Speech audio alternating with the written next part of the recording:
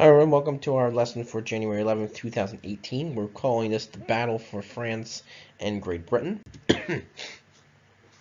So our objectives and standards: to summarize the events leading up to the fall of France, explain the significance of the Battle of Dunkirk, and analyze the fighting during the Battle of Britain.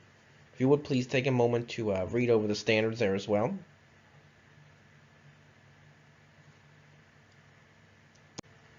Alright, so our desired result, what were the outcomes of the fighting for France and Great Britain? So Germany invades France. Germany moved quickly to invade France after it captured Belgium. France and their defenses at the Maginot Line proved to be very ineffective. We mentioned that in our most recent lesson as well from a couple of days ago. So what Hitler has his troops do is they move through a wooded region in the northern part of France known as the Ardennes. Okay, now the British and the French thought that this area would be too rough for troops and tanks to get through. But Hitler and his troops and his tanks are able to move through the Ardennes pretty easily and pretty effectively. So that's how they're going to be able to kind of sneak into France without France really being prepared for an invasion.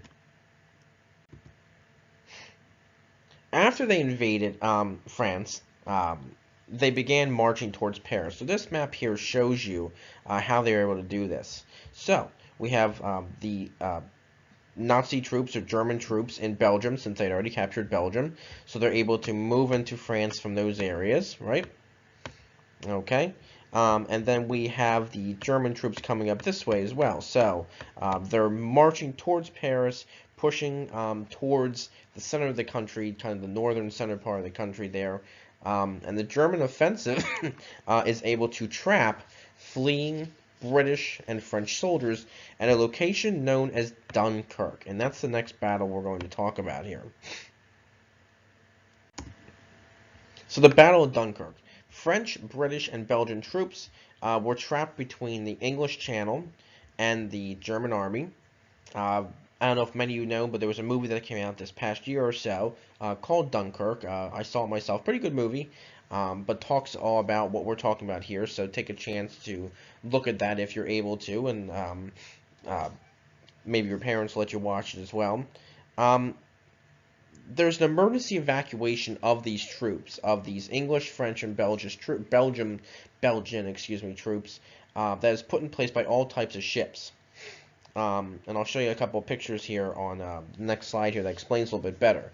But they actually had many ships that came in, not just military ships, but civilian ships, fishing ships, all types of ships were called in from England and places like that to try and evacuate these troops off the beaches before they were slaughtered by the Germans. Now, thousands are going to be rescued, but it was a tough loss for Allied forces because, again, the Allied forces felt like they were able to, defeat the Germans, and this isn't going to be true at the beginning of World War II.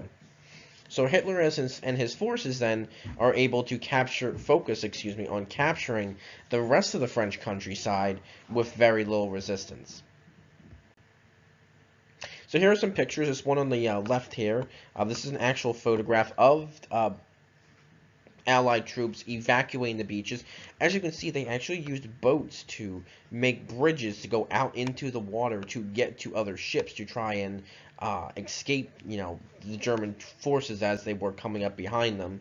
And then this picture on the right-hand side, this is actually more of like an artist rendition of what the Battle of Dunkirk was like. You'll see all the smoke and the flames, a couple of bombs going off here, but you can see, of the men running into rowboats and trying to, escape this very chaotic scene. Again, here's so many other different ships too that different ships of different shapes and sizes that came to the rescue of these Allied troops. You can see all these Allied troops on the beaches as well, waiting and hoping for their next turn before the Germans got to them.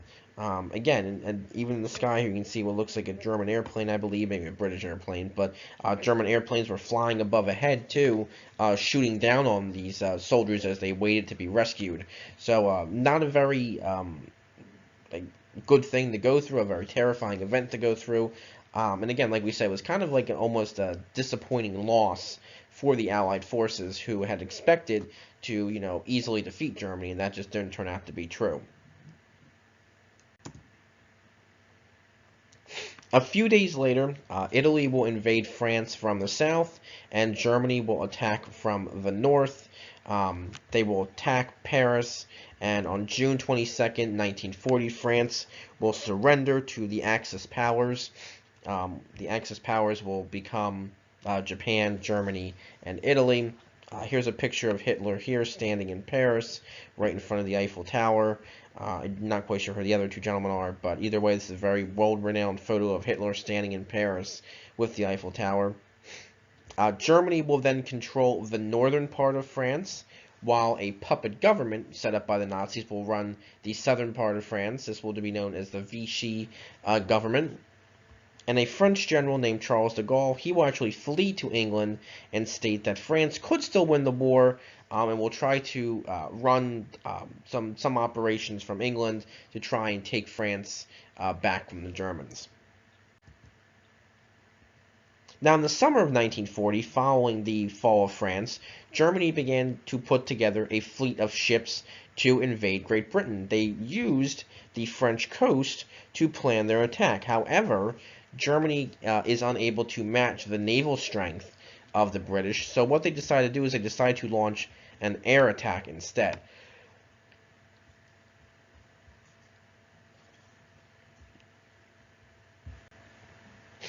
So they decided to bomb Britain, and like we said, the Luftwaffe, like they had been doing in Poland, the Luftwaffe began bombing both day and night, and their goal was to take control of the skies of Great Britain. Here's a picture here of, looks like a family or a group of people sitting in a rubble of what was probably their home or neighborhood. So they bombed cities such as London, and they also bombed airfields. Many people were killed, including innocent civilians. And again, this went on day and night for many months.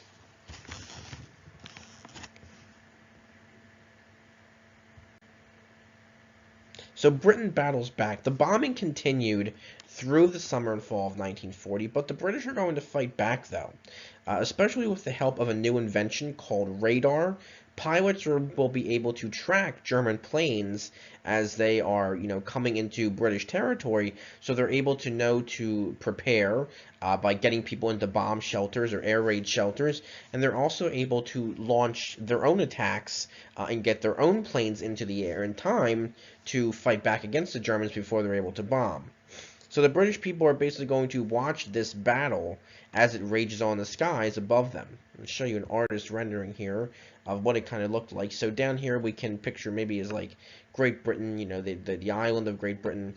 And again, this is just an artist rendering of it. So here we would have the British airplanes that are fighting above the skies, fighting above the country, and then over here in the black plains, these would be the German planes. So again, this is an artist rendering of, what was going on in the Battle of Britain. So the Battle of Britain was mainly an air war with pilots fighting over, cities and neighborhoods and things like that. So that's what the Battle of Britain was, and Great Britain will be able to hold out, even though they're going to be bombed many more times, and there's going to be a large loss of life. Great Britain will be able to hang on to not surrender to the Germans. Alright, so that's all I have for this lesson. Hope you have a good rest of your day or night. Please try your best on the questions that follow, and I'll hopefully see and talk to you guys soon.